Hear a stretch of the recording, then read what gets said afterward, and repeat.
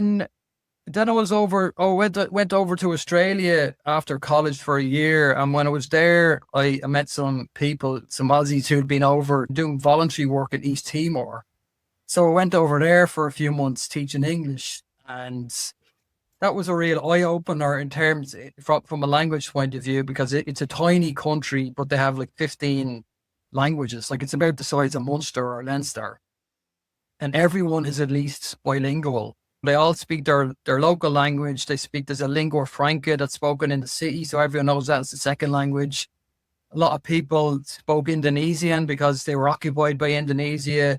A lot of the older people spoke Portuguese because it used to be a Portuguese colony. And then they also might know one or two of the other local languages.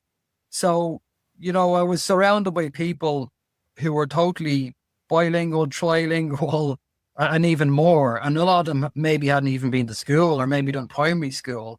And it just got me thinking, like, why do we make such a song and dance of it in Ireland about just being bilingual when it shouldn't be as complicated as we make it, or there shouldn't be so much kind of heartache and cry about.